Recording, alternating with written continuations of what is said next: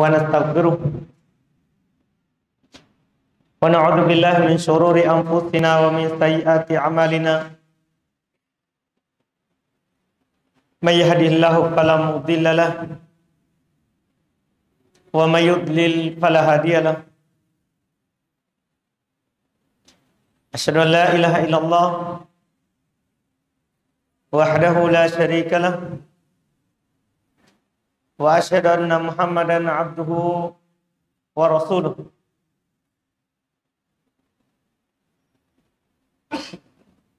صلى الله على نبينا محمد وعلى آله وأصحابه ومن تبعهم بإحسان إلى يوم الدين أما بعد.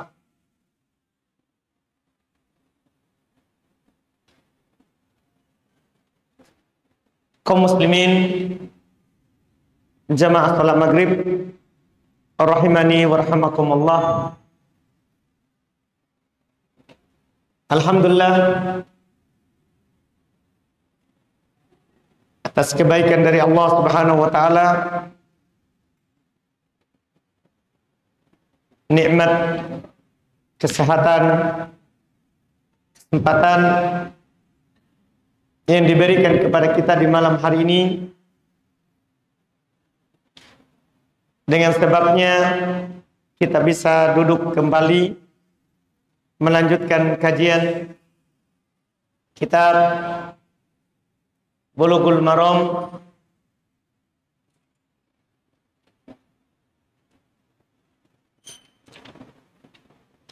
karya Al-Imam Al-Hafidh Ibn Hajar Al-Asqalani Asy-Syafi'i rahimahullahu ta'ala. Beliau dikenal dengan nama yang tadi yang kita sebut Ibn Hajar. Nama asli beliau adalah Ahmad. Cuman banyak orang tidak kenal namanya karena terkenal dengan nama panggilannya Al-Hafidh Ibn Hajar. Nama asli beliau Ahmad Ibn Ali Ibn Muhammad Ibn Muhammad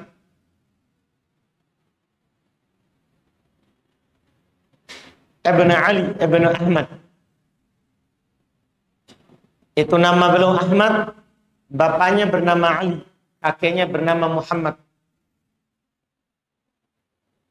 Beliau dikasih lakop, gelar panggilan dengan Ibn Hajar, yaitu sebagian dari nama kakek beliau ke atas. Kita kenal dengan nama itu dari masanya sampai masa kita sekarang ini. Al-Hafidh Ibn Hajar. Madhabnya Syafi'i rahimahullah. Di kitab ini, di malam hari ini, kita membaca di kitab Shalah, melanjutkan pembahasan sebelumnya. Karena majelis kita di kitab ini, alhamdulillah, malam hari ini sudah majelis ke-52. Semenjak kita mulai mengkaji dan mempelajari kitab Bulughul Maram. Kita di kitab Shalah, dan pertemuan terakhir kita adalah membahas waktu-waktu sholat. Dan kita alhamdulillah sudah selesai darinya. Di malam hari ini kita masuk bab baru yang disebutkan oleh penulis rahimahullah. Beliau berkata babul adzan, bab tentang adzan. Ini bagus susunannya. Setelah kita mengetahui di pembahasan di bab sebelumnya bahwa syarat sah diterimanya sholat itu harus masuk waktu. Dan ketika masuk waktu disyariatkan adzan.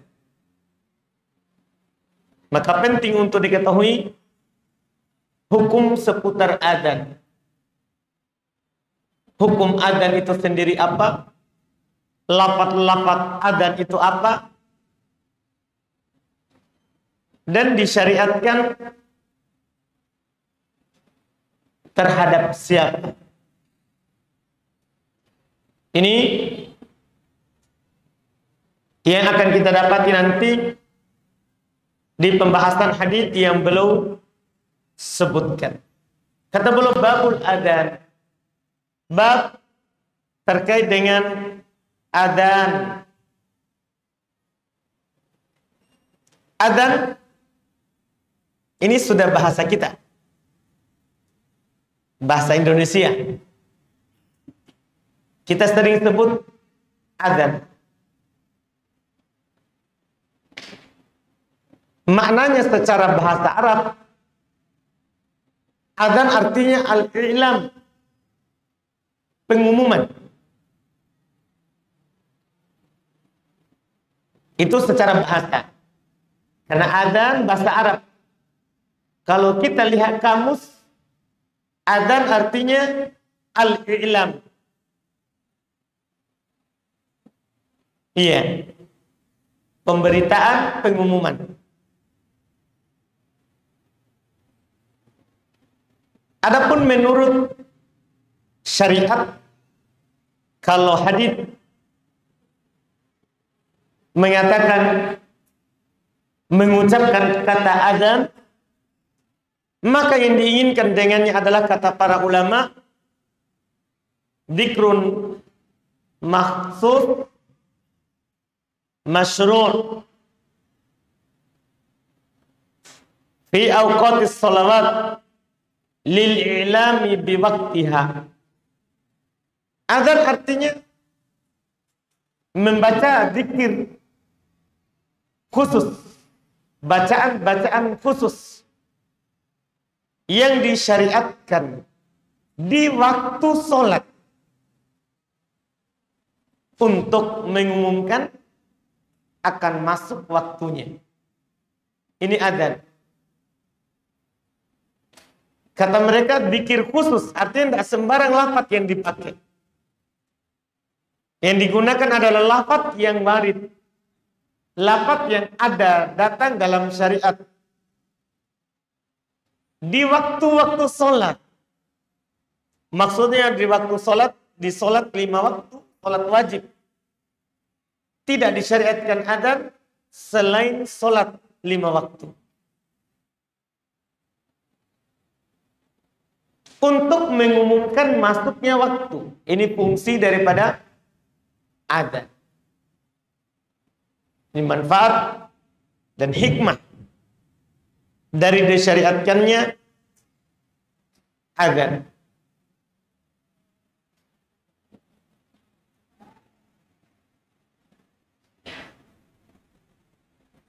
Beda kalau iqamah. Kalau iqamah disebutkan secara syariat artinya i'lam bil qiyam ila shalah. Mengumumkan bahwa salat sudah mau didirikan. Kalau adzan mengumumkan kalau sudah masuk waktu. Sementara qomat mengumumkan bahwa salat sudah mau ditegakkan. Adzan itu sangat banyak keutamaannya bagi orang yang melakukannya. Diriwayatkan oleh Imam Al-Bukhari dan Imam Muslim dari Abu Hurairah radhiyallahu taala anhu, beliau berkata, "Lau ya'lamun nas ma fin nida' was-saffil awwal, thumma lam yajidu illa ayyastahimu alaihi lastahamu." Masya Allah. Seandainya orang-orang mengetahui keutamaan yang ada dalam adzan dan keutamaan untuk berada di shaf yang pertama, kemudian mereka tidak bisa mendapatkannya, tidak bisa mengumumkan berita masuknya sholat dengan adzan, kecuali dengan melakukan undian, maka mereka akan mengundinya. Ini pentingnya adzan, keutamaannya. Sampai orang berebut untuk mendapatkannya.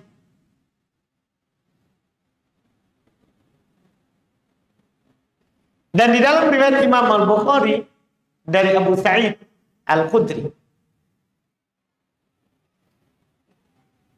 secara marfu beliau sebutkan dari Nabi sallallahu alaihi wasallam, "La yasma'u sawtal muadzin jinnun wala insun wala syai'un illa syahida lahu yaumal qiyamah."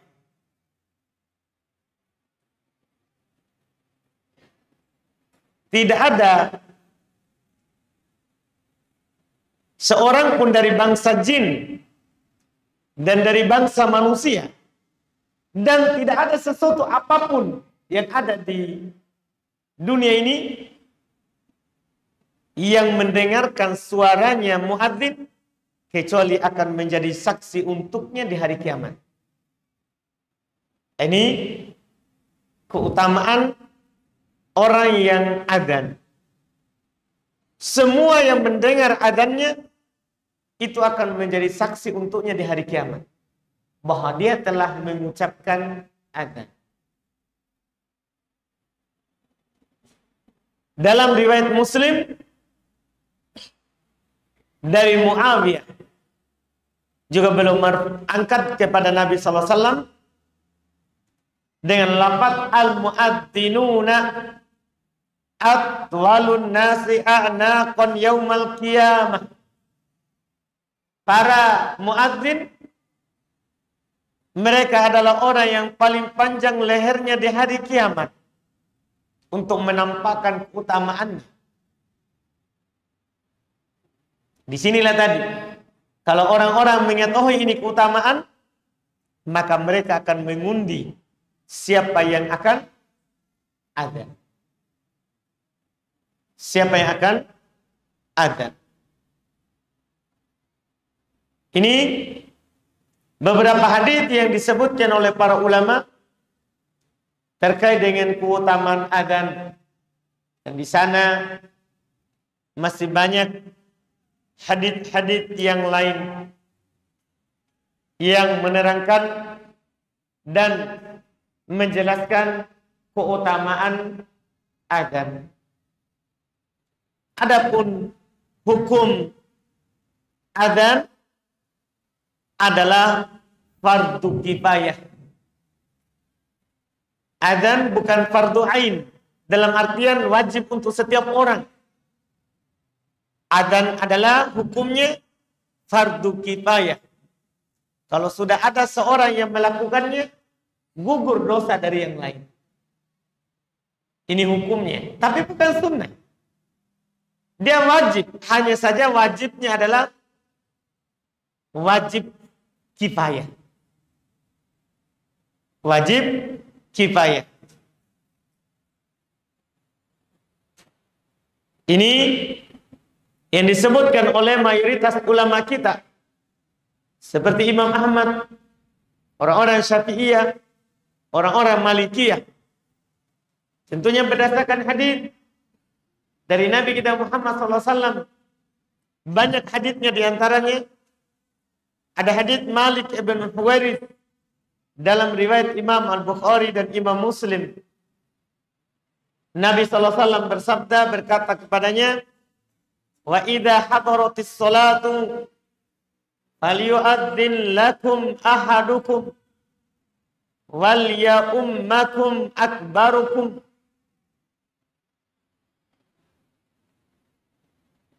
Kata beliau, apabila sholat telah hadir, maksudnya masuk waktunya, maka hendaklah salah seorang dari kalian adzan. Perintah. Ini menunjukkan wajibnya. Tapi Nabi bilang salah seorang. Berarti kan fardu apa ini? Kalau salah seorang, itulah dibilang fardu kifayah. Karena kalau fardu ain, berarti harus semuanya. Tapi di sini Nabi bilang, hendaklah salah seorang dari kalian adzan. Dan juga hendaklah salah seorang dari kalian yang lebih tua mengimami kalian. Mengimami kalian. Demikian pula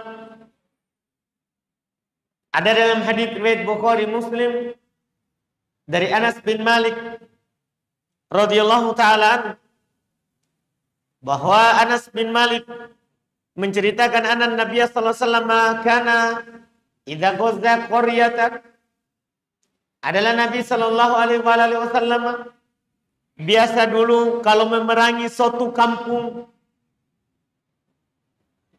yang tidak masuk Islam tentunya, wa tala'al fajar, dan fajar terbit, istama, belum tidak langsung menyerang, tapi belum mendengarkan dulu. Fa in wajada adzanan amsaka, kalau belum mendengar ada adzan, belum tahan, tidak jadi serang, berarti muslim.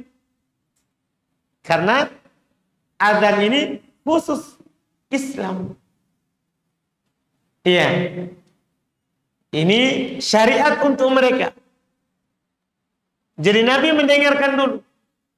Kalau adzan belum tahan, tidak jadi serang. Wa illa agor. Tapi kalau tidak ada adzan, maka beliau akan menyerangnya. Sisi pendalilannya, dia dijadikan tanda untuk diperanginya suatu kaum. Kalau tidak ada adzan, diperangi. Nah, itu bukan perkara sunnah.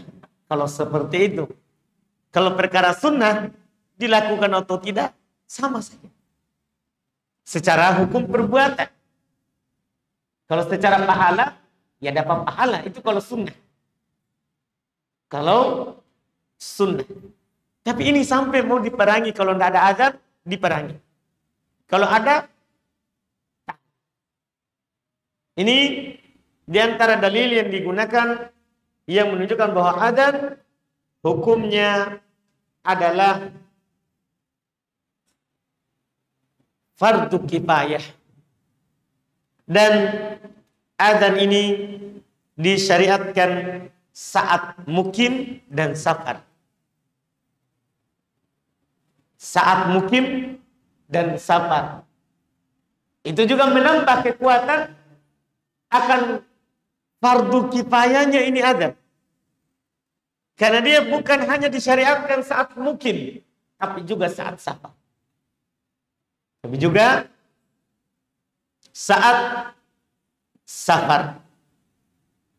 Dan syariat ini disebutkan oleh para ulama terkait dengan fardu kifayah tadi, itu bagi laki-laki.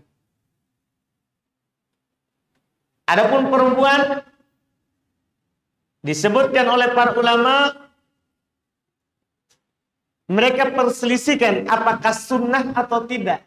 Adapun wajibnya tidak ada ulama yang berpendapat akan wajibnya adzan bagi perempuan. Mereka membicarakan apakah perempuan sunnah adzan atau tidak. Maka ini mereka berselisih pendapat. Imam Syafi'i rahimahullahu ta'ala dalam satu pendapat, Imam Ahmad dalam satu riwayat, dan juga Imam Abu Hanifah. Artinya 3 imam madhab dalam madhab fikih yang terkenal, mereka berkata la yustahab lahunnal adzan, tidak disunahkan bagi perempuan itu adzan. Bahkan mereka menambahkan walal iqamah, juga tidak disunahkan qomat. Ini pendapat dari mereka, bahkan mayoritas yang menukilkan ini adzan disyariatkan untuk berkumpulnya laki-laki, bukan perempuan.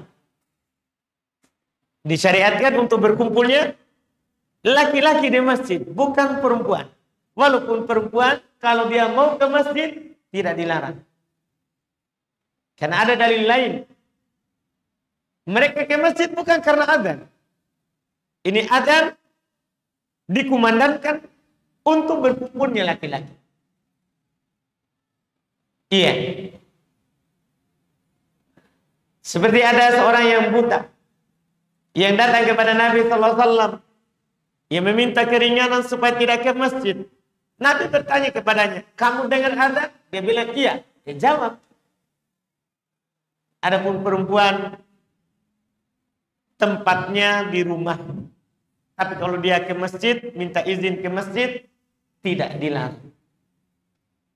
Berdasarkan hadis Nabi SAW dari Ibnu Umar, kata beliau Nabi SAW bersabda, la tamna'u ima Allahi masajid Allah.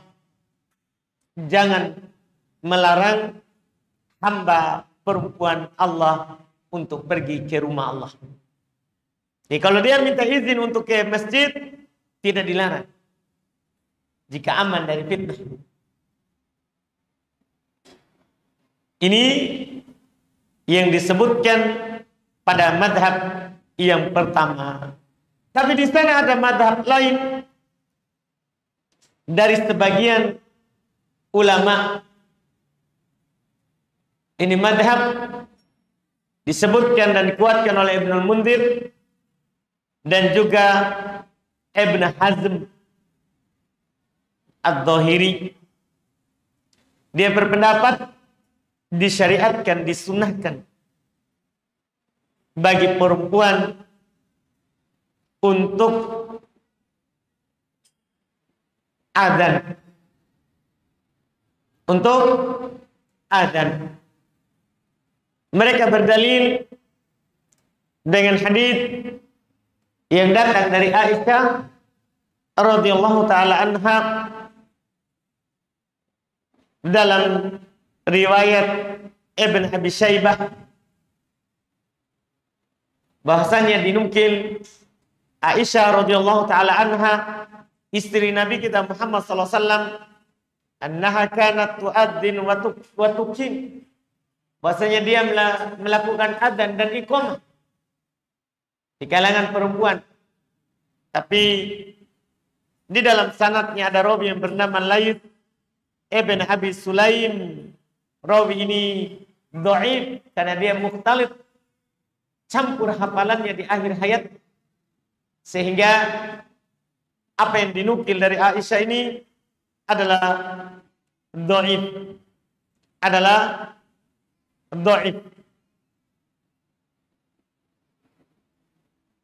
Dan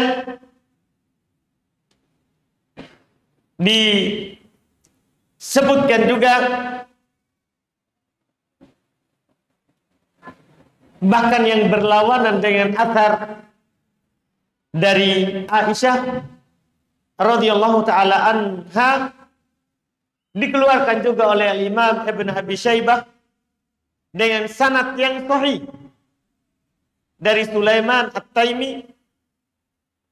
Dia berkata, kunna nas'alu Anasan, Anas bin Malik, pelayan dari Nabi kita Muhammad SAW.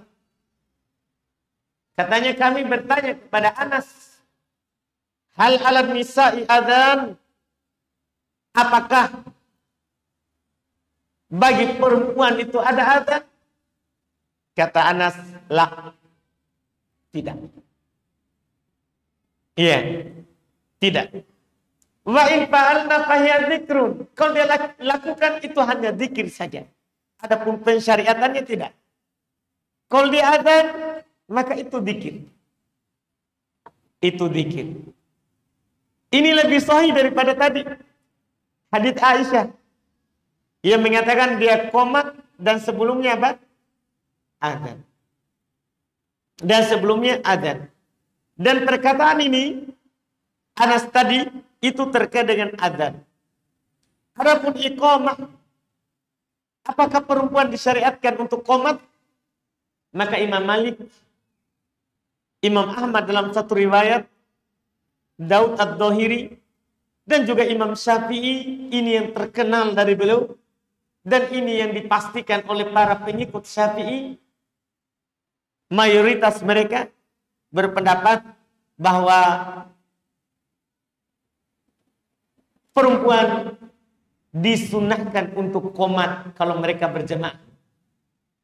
Disunahkan untuk qomat dunal adzan, tidak adzan. Tidak adzan. Nah, ini tentunya pendapat yang disebutkan tadi ini adalah yang benarnya. Perempuan tidak disyariatkan adzan. Kalau mereka adzan itu hanya zikir saja. Mereka disyariatkan apa? Iqamah. Kalau mereka menegakkan jamaah di antara mereka. Di antara mereka. Ini hukum adzan. Setelah itu kita masuk sekarang pembahasan lafaz adzan. Ini kita akan membaca beberapa hadits langsung dan ada beberapa riwayat yang menjelaskan terkait dengan lafaz adzan sekaligus lafaz iqamah. Mudah-mudahan cukup waktunya. Kalau tidak cukup nanti kita akhirkan sebagian fikihnya. Kata beliau di hadits berikutnya, An Abdullah ibn Zaid ibn Abdi Rabbih radhiyallahu ta'ala anhu qala tababi wa ana na'im rajulun faqala taqulu Allahu akbar fadzakara al-adhan biduni tarbi' takbir bitarbi' takbir bi ghairi tarji' wal iqamata furoda illa qad qamatis shalah. Qala falamma asbahtu ataitu Rasulullah sallallahu alaihi wasallam faqala innaha la ru'ya haqq. Kata beliau al hadits akhrajahu Ahmad wa Abu Dawud wa sahahu Tirmidzi wa Ibnu Khuzaimah. Kata beliau dari Abdullah bin Zaid ibn Abdi Rabbih radhiyallahu ta'ala anhu, beliau berkata, seorang mengelilingiku dalam keadaan saya sedang tidur. Artinya belum menceritakan mimpinya. Inilah awal pensyariatan adzan. Dengan mimpi dari seorang sahabat. Tapi jangan sekali-sekali menjadikan dalil ini berarti boleh mengambil pensyariatan dari mimpi. Karena sebagian orang berdalil dengan hadits ini, oh berarti ada pensyariatan dari mimpi. Itu pun bukan mimpi Nabi. Mimpinya siapa? Mimpinya sahabat. Mimpinya orang soleh. Dalilnya ya yang mereka sebutkan tentunya benar atau tidak. Kalau kita sebagai orang awam akan terima kalau sampai di situ. Oh iya juga ya. Kan adzan yang memimpikannya adalah Abdullah bin Zaid ibn Abdi Rabbih. Sehingga disyariatkanlah adzan. Berarti boleh kalau kita bermimpi. Sebagian orang kan mengatakan, saya bermimpi. Begini dikatakan oleh seseorang dalam mimpi saya begini. maka ini disyariatkan. Perhatikan baik-baik, bantahannya gampang sekali. Ini mimpi, sebentar ada dalilnya. Nabi benarkan. Nabi ucapkan innaha la ru'ya haqqin. Itu adalah mimpi yang benar. Kamu siapa yang benarkan? Dan ini mimpi di zaman turunnya wahyu. Kita mimpinya di zaman apa? Zaman Belanda saja tidak. Kan begitu.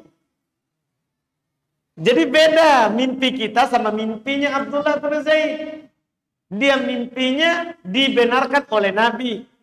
Yang kedua, mimpinya di zaman turunnya wahyu.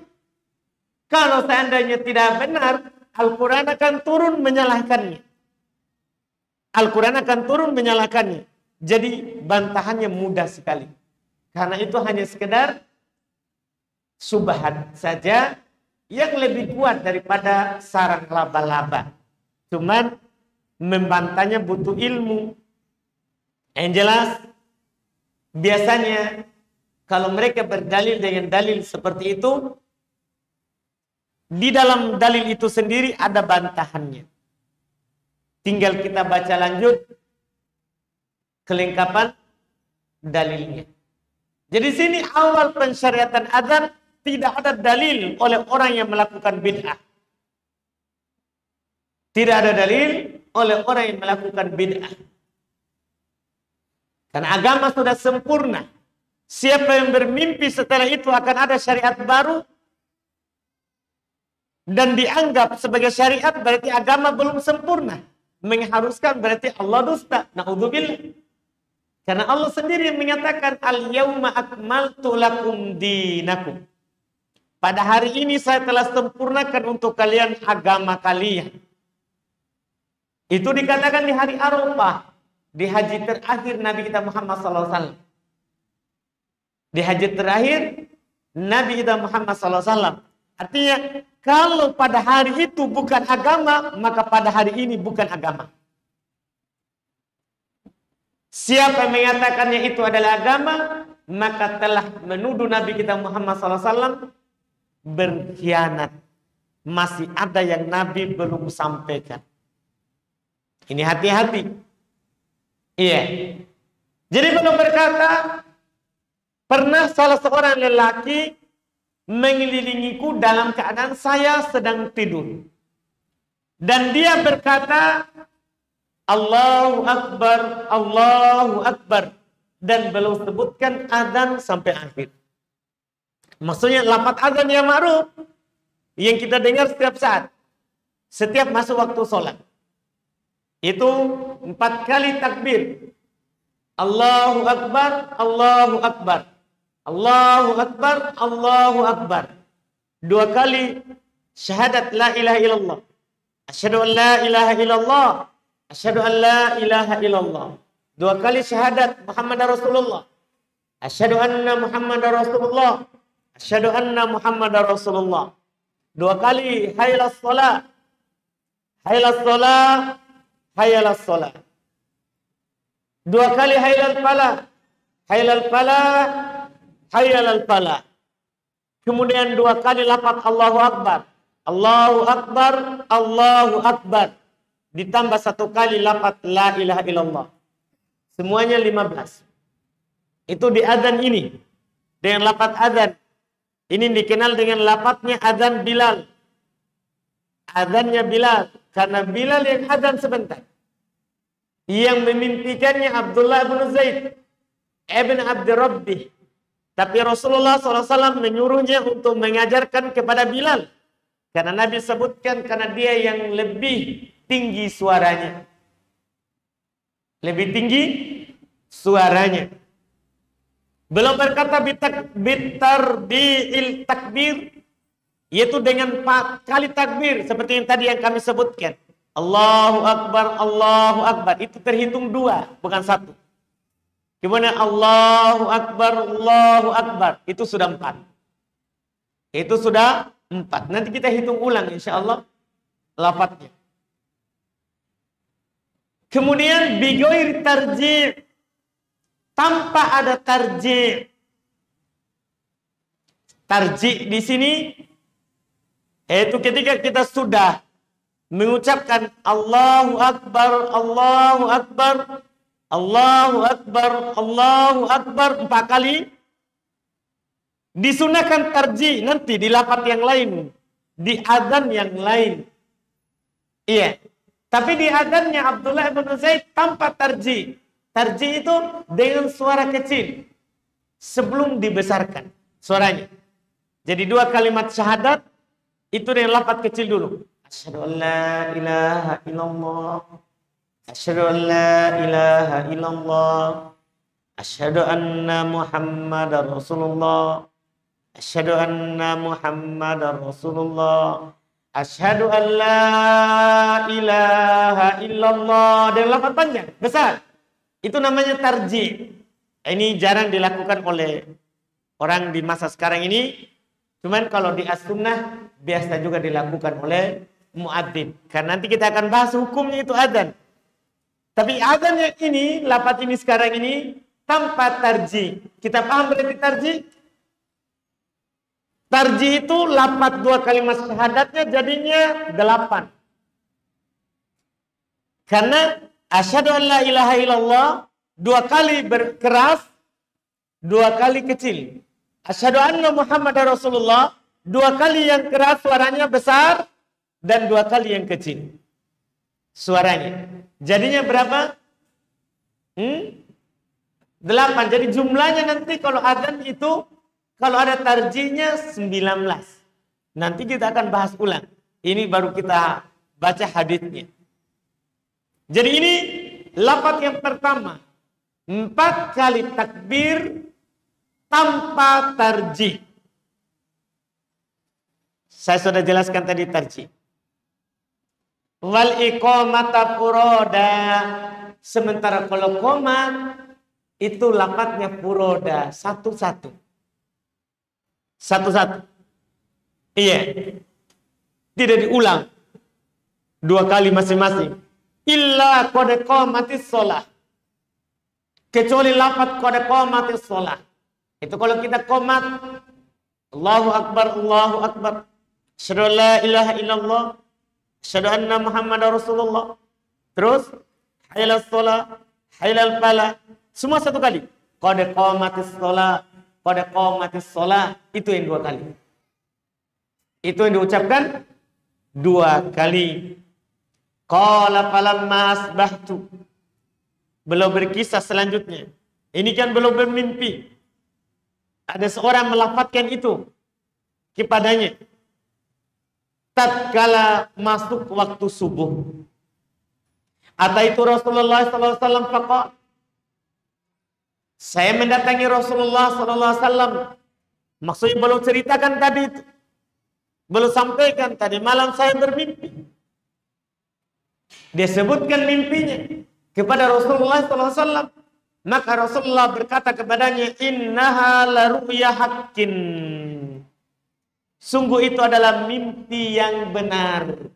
Jadi Nabi benarkan, baru jadi syariat.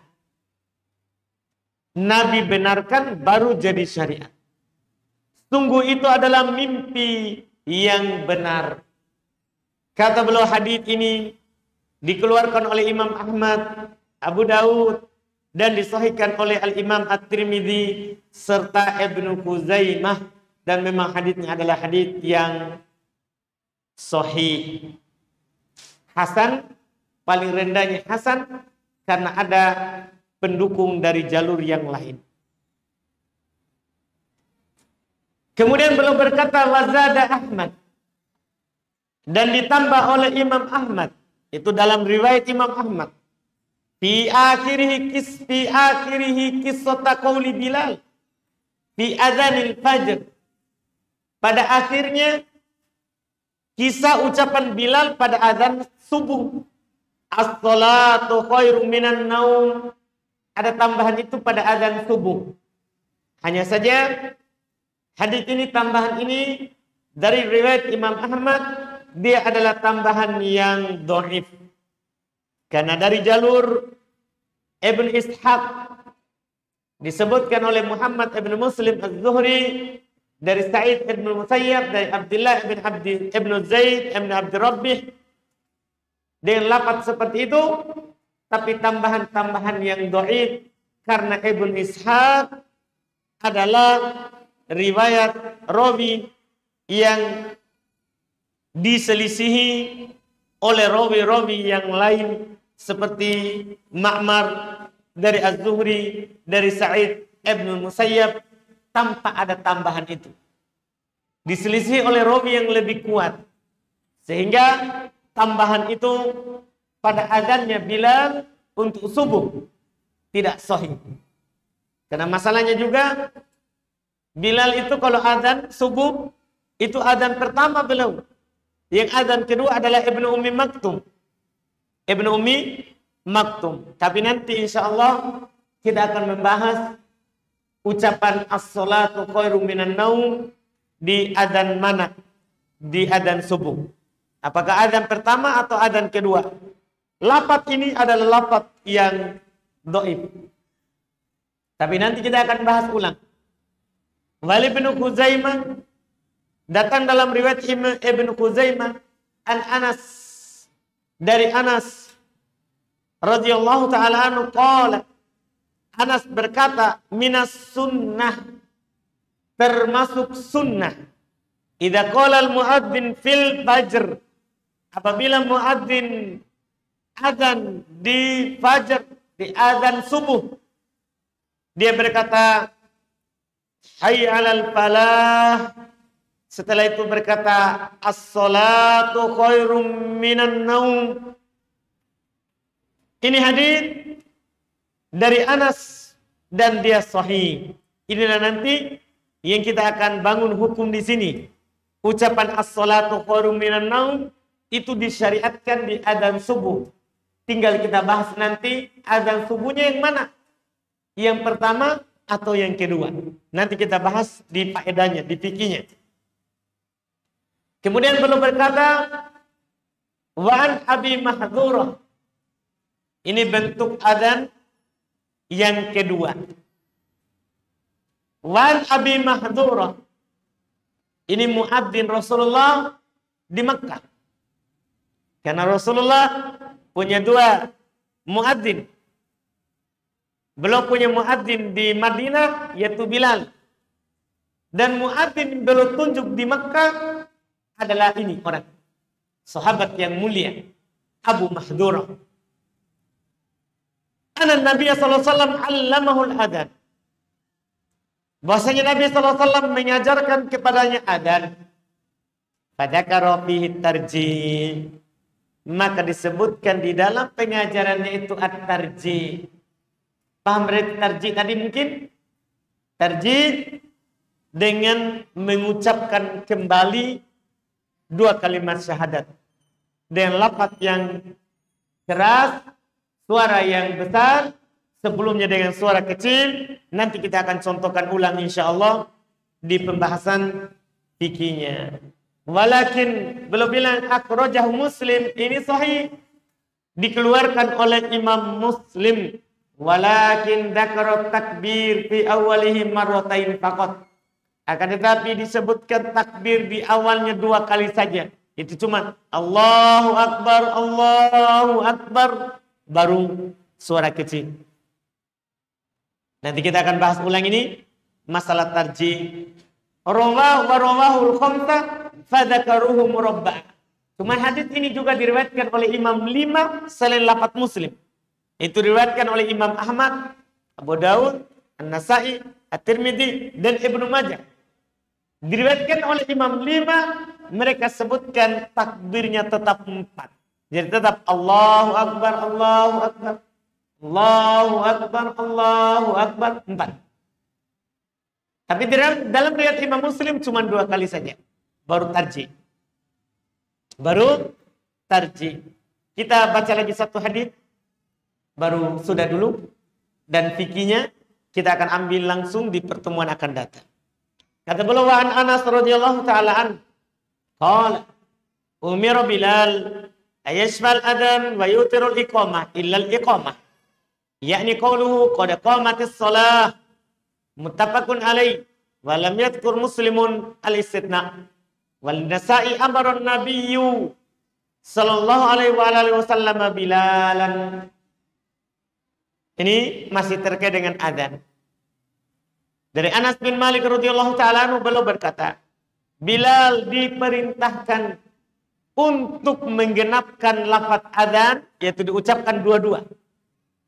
Setiap lafaznya dua-dua. Allahu akbar, Allahu akbar, Allahu akbar, Allahu akbar, itu dihitung dua. Syahadat dua.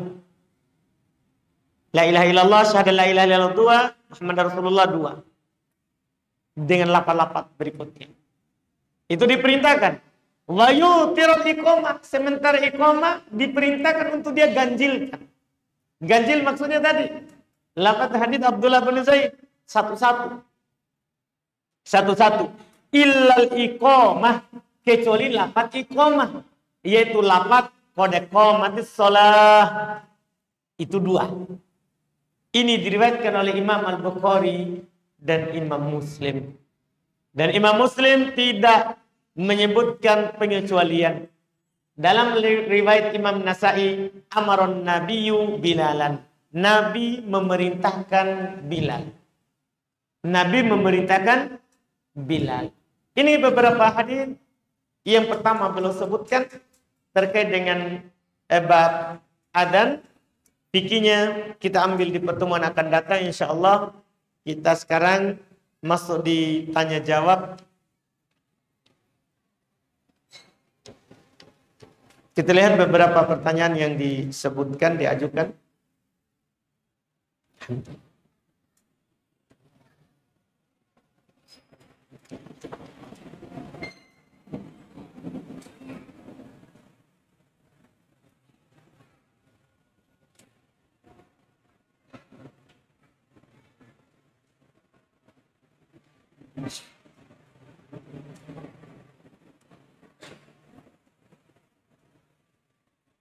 Sini ada pertanyaan.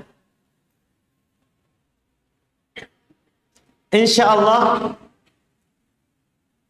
dekat ini Anda membuka rumah makan.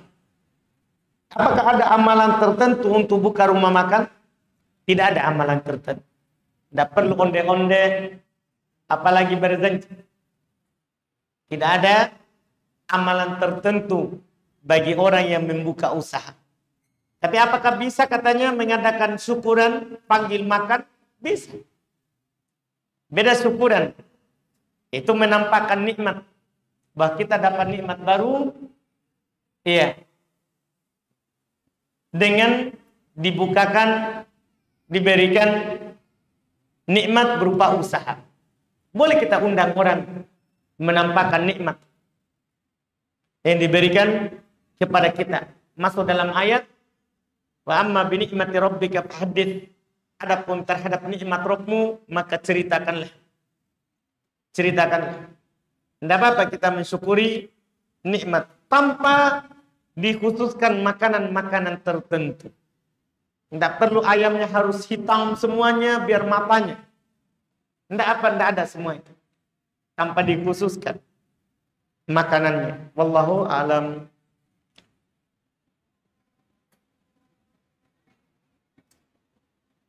Bagaimana menyikapinya orang yang mengundur pembayaran utang? Padahal dia mampu dan baru-baru ini dia baru membeli motor baru. Iya.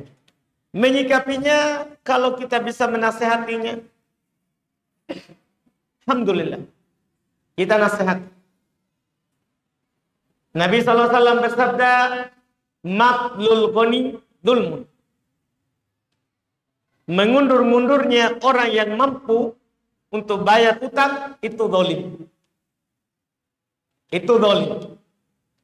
Kalau diterima itu nasihat, alhamdulillah. Kalau tidak diterima, maka kita antara dua pilihan. Pilihan pertama, boleh kita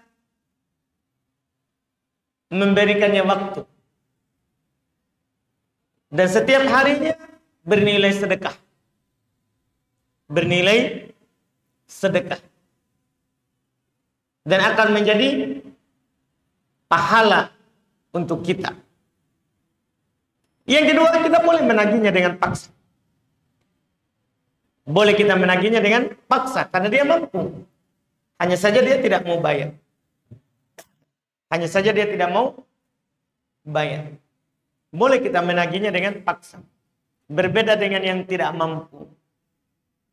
Berbeda dengan yang tidak mampu. Kalau memang orangnya tidak mampu bayar, ini kita berikan kemudahan. Itu tentunya anjuran yang sangat banyak dalam hadis Nabi SAW. Man yassara mu'siran yassarallahu lahu fid dunya wal akhirah. Siapa yang memudahkan orang yang sedang kesusahan, maka Allah akan memudahkan untuknya di dunia dan di akhirat. Ini kalau orangnya kesusahan. Orangnya kesusahan untuk membayar utangnya.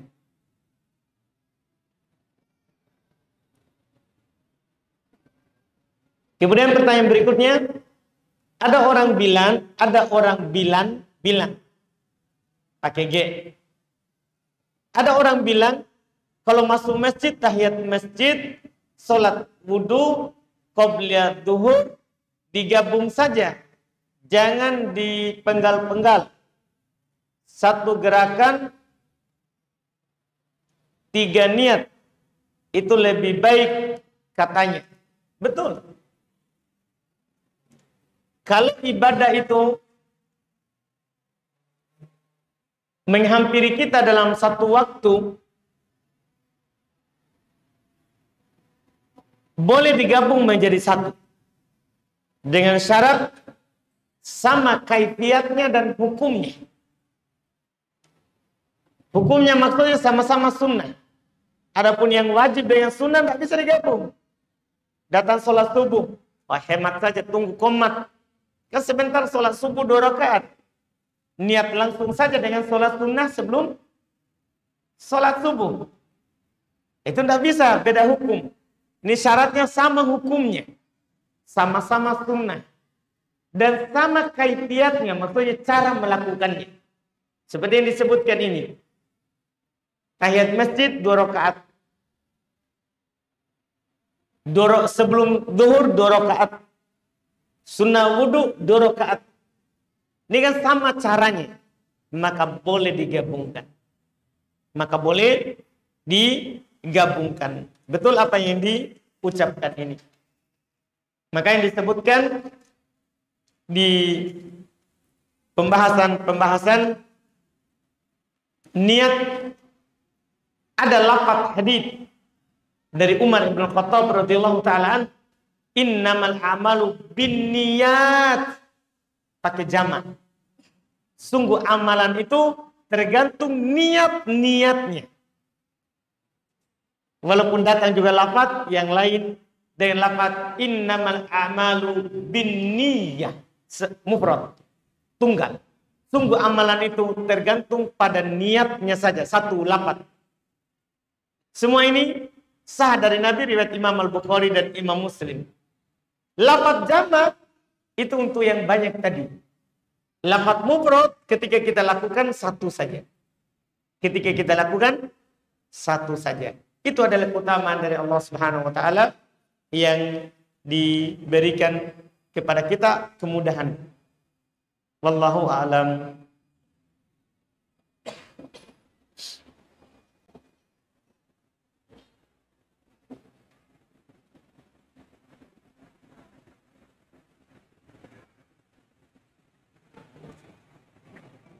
Katanya bagaimana cara memahami hadis tentang 70.000 orang masuk surga tanpa hisab dan tanpa azab.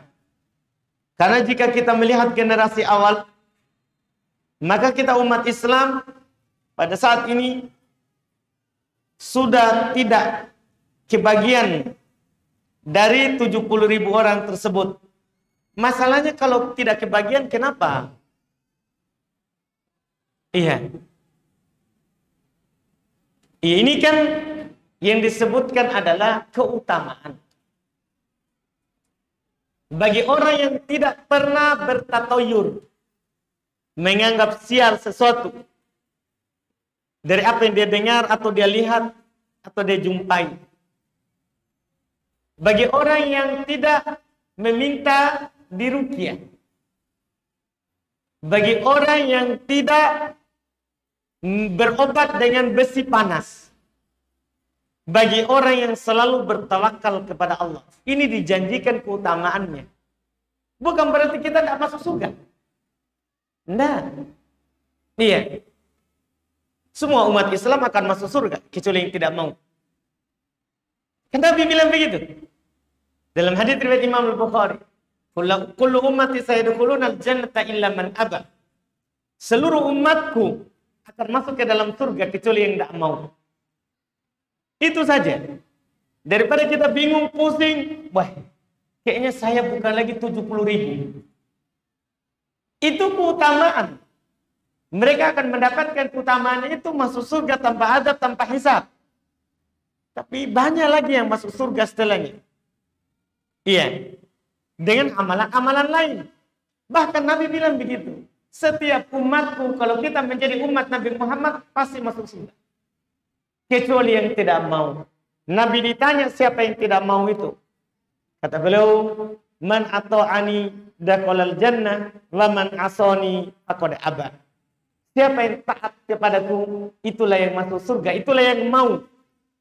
Dan yang bermaksiat, durhaka kepadaku, itulah yang tidak mau.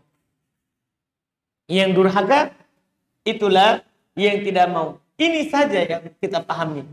Tidak perlu kita kaji. Ya, bingung, pusing, memikirkan. Wah, kalau saya hitung-hitung, sahabat sudah 70.000. Tidak usah. Nanti lama-lama kita putus asa. Lama-lama kita putus asa. Itu penyebutan keutamaan. Penyebutan keutamaan. Makanya di masa sahabat hal ini juga dibicarakan. Ketika Nabi menyampaikan itu, bahwa di antara umatnya ada 70.000 yang masuk surga tanpa adab, tanpa hisab. Para sahabat itu membicarakan. Mereka bukan kita. Mereka adalah anak-anak kita yang tidak pernah sujud kepada berhala. Ada juga menyatakan yang lain. Makanya Nabi tidak menyebutkan orang. Nabi hanya menyebutkan ciri. Mereka adalah humul ladina la yastarqun. Hadits Ibnu Abbas.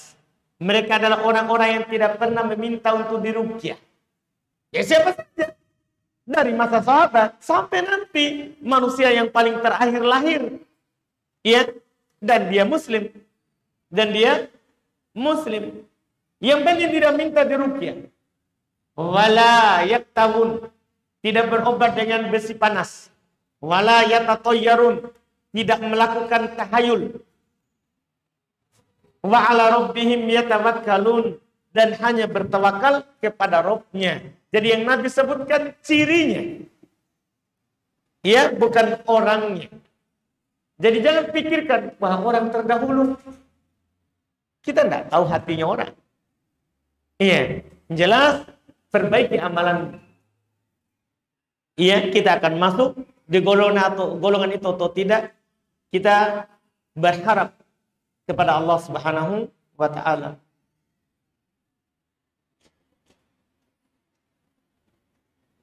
Kemudian pertanyaan berikutnya, ibu saya sudah meninggal sebulan yang lalu. Rahimahullah. Ada dia punya emas sekitar 10 gram. Apa yang saya perbuat dengan emas itu? Apa saya jual emas itu lalu saya sedekahkan hasilnya? Jualan emas itu. Kebetulan ada masjid dekat rumah yang mau dibangun. Apakah saya belikan semen atas nama ibu saya supaya amal jariahnya jalan? Tolong penjelasannya, Ustaz. Pertama, itu adalah harta tarikah, harta peninggalan, warisan. Kita tanya dulu saudara yang lain. Karena ada hak mereka di situ. Ada hak mereka di situ. Kalau mereka sepakat untuk bersedekah dengan emas itu atas nama ibu yang telah meninggal, maka boleh dilakukan sedekah atas namanya. Karena para ulama bersepakat sedekah atas nama orang tua yang telah meninggal itu sampai kepada orang tua. Itu sampai kepada orang tua. Yang kita ingatkan itu yang diumumkan di masjid. Itu yang kita ingatkan, tidak perlu diumumkan. Iya, kalau bersedekahnya tidak ada yang mengingkari. Sepakat para ulama akan sampainya sedekah atas nama mayat yang telah meninggal. Sampai pahalanya. Sampai pahalanya. Iya. Karena datang hadis dari Nabi SAW. Seorang sahabat bertanya kepada Rasulullah. Ibunya meninggal tiba-tiba. Kalau dia berbicara mungkin dia akan bersedekah. Dia bertanya apakah saya boleh bersedekah atas namanya? Nabi bilang sedekah atas namanya. Sedekah atas namanya. Iya, itu dibolehkan. Cuman itu saja yang perlu diingat tadi yang saya sebutkan di awal. Dan ini sudah menjadi harta peninggalan, tanya kepada yang punya hak. Adapun kalau hanya kita anaknya, maka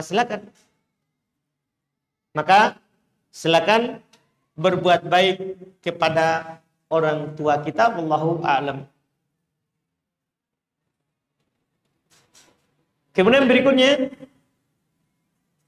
izin bertanya Ustaz.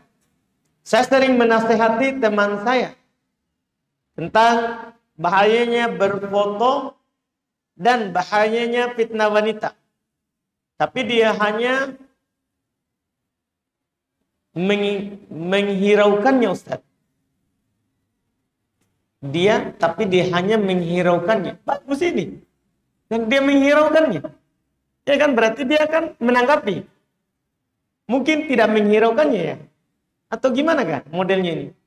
Mohon Ustaz tentang bahayanya foto dan bahayanya fitnah wanita. Kalau bahaya fitnah wanita, tentunya tidak samar lagi. Hadits-hadits terkait dengan fitnah wanita sangat banyak. Sangat banyak. Bahkan Nabi mengatakan saya tidak meninggalkan fitnah yang lebih berbahaya dan lebih besar bagi laki-laki dibandingkan dengan fitnah wanita. Banyak. Nabi juga mengingatkan iyyakum wad-dukhul 'alan nisa.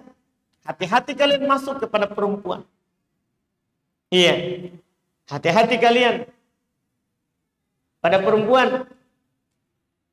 Dibilang hati-hati karena itu bahaya. Sampai seorang lelaki dari kalangan Ansor bertanya, "Kaifal ham?" Bagaimana kalau ipar itu perempuannya? Perempuannya itu ipar, saudarinya istri. Gimana kalau saya masuk kepadanya? Berduaan dengannya. Kata Nabi, "Alham al-maut." Ipar itu kematian. Ipar itu kematian. Orang yang dianggap biasa oleh sebagian orang. Tapi ipar juga ada setannya. Kita juga punya setan. Iya. Karena ada setannya, maka tentunya pahanya ipar lebih indah dari pahanya istri. Itu hati-hati. Karena perempuan kata Nabi SAW, al-mar'atu aurah, perempuan itu aurat. Perempuan itu aurat. Dari ujung rambut sampai ujung kaki, semuanya aurat. Kukunya aurat. Iya. Idza kharajat istasrofaha syaitan. Apabila dia keluar, maka akan dipercantik oleh syaitan. Keluar dari rumahnya, syaitan akan memperindahnya. Keluar dari dirinya ke HP-nya, ke media sosial, akan dipercantik oleh syaitan. Bahkan lebih cantik daripada aslinya. Lihat orang kalau foto, Masya Allah. Satu kali upload, berapa laki-laki buaya yang memujinya. Masya Allah ukti. Iya. Itu bahayanya. Iya, dia kalau sudah keluar dari dalam dirinya, keluar rumah, ke HP, itu akan menjadi fitnah. Itu akan diperindah. Makanya perempuan harus bertakwa kepada Allah Subhanahu wa taala. Mereka jaga diri mereka. Jangan sampai mereka masuk dalam golongan yang disebutkan oleh Nabi sallallahu alaihi wasallam, simpan min ahlin nar, 2 golongan dari penghuni neraka. Di antaranya perempuan kasiyatun ariyat. Perempuan-perempuan yang berpakaian tapi telanjang. Apakah karena kelihatan kulitnya atau karena ketat? Dia punya pakaian tapi kelihatan semuanya yang ada. Iya, semuanya tidak tersisa lagi kecuali kulitnya tidak dilihat. Ini naudzubillah, ini perempuan ahli neraka. Nabi SAW mengatakannya, bukan saya. Ini hati-hati perempuan dari hal tersebut. Mereka harus menjaga diri mereka dari neraka. Dari neraka. Laki-laki, hati-hati dari hal tersebut. Adapun terkait dengan foto itu perkara ringan bagi sebagian orang. Tapi ingatlah, tidaklah terjadi kesyirikan pertama di muka bumi ini kecuali awalnya adalah foto, gambar. Kesyirikan dari kaum Nabi Nuh itu dari gambar. Awalnya mereka gambar orang solehnya mereka untuk semangat. Oh, kita lihat orang soleh, mengingat kebaikannya, kita juga akan berbuat baik seperti mereka. Tapi tatkala sudah lama waktu dilupakan ilmu itu digambar, syaitan datang membisikkan kepada mereka, ini dulu tidaklah digambar kecuali untuk diibadahi. Antum bisa lihat sekarang. Bahkan belum berpuluhan tahun, belum ratus tahun seperti kaumnya Nabi Nuh. Sekarang sudah ada foto diibadahi, disembah. Kadang lebih takut kepada foto itu daripada Allah Subhanahu wa ta'ala. Iya kan? Nyata sekarang seperti itu. Nyata sekarang seperti itu. Itulah bahayanya foto. Ringan, tapi kekafiran ujungnya. Syirik kepada Allah. Syirik kepada Allah. Makanya jangan menjadi sebab kerusakan. Kalau kita tidak mampu berbuat baik, tidak mampu kita berbuat baik, maka jangan berbuat jahat. Jangan berbuat jahat. Iya, tidak perlu setiap yang kita lakukan kita foto. Cukup malaikat yang mencatat. Kalau kita catat di HP kita akan rusak. Iya kan? Sekarang misalnya, saya lagi ada kegiatan di sini. Saya pergi foto.